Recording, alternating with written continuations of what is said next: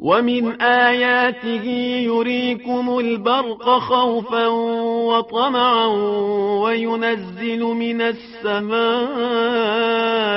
ماء فيحيي به الأرض بعد موتها.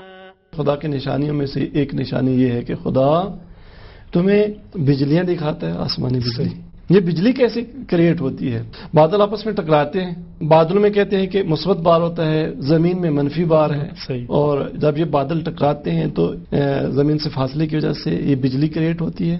محققین کا کہنا ہے کہ 15,000 درجے تک کی حرارت پیدا ہوتی ہے. اور پھر محققین کہتے ہیں کہ اس کے فوائد کیا ہیں.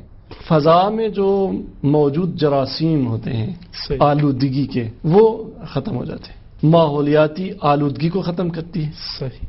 پھر زمین میں جو فصلوں پر مختلف بیکٹیریز اور مضر کیڑے ہوتے ہیں ان کو جلاتی ہے. اور پھر کہتے ہیں کہ اس حرارت کی کریشن کی وجہ سے جو بادلوں میں موجود پانی ہوتا ہے اس کا فارمولہ بدل جاتا ہے. وہ پانی جو بادلوں میں تھا وہ ہلکے پانی سے بھاری پانی میں بدل جاتا ہے. یہ جو بجلی ہم مصنوعی استعمال کرتے ہیں، انرجی کریٹ کرتے ہیں، اس کو کریٹ کرنے کے پروسیس کے لیے عالم انسانیت نے کتنے پاپڑ بیلے. اب بھاری پانی کریٹ کرنے کے لیے دنیا میں اگر مصنوعی طریقے سے یہ پانی کریٹ کیا جائے تو کتنے سائنسدانوں کی ضرورت ہے، کتنے کارخانوں کی ضرورت ہے، کتنی زندگیوں کی ضرورت ہے، کتنی توانائیوں کے سر اور خرچ کرنے کی ضرورت ہے.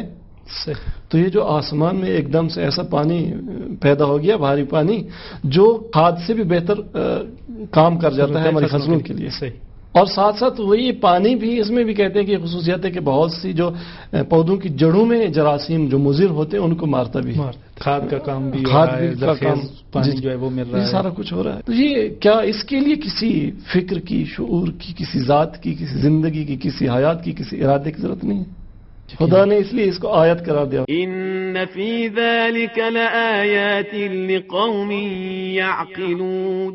قرآن فرماتا ہے بے شک اس میں اس قوم کے لیے جو عقل رکھتے ہیں ان کے لیے نشانی ہے.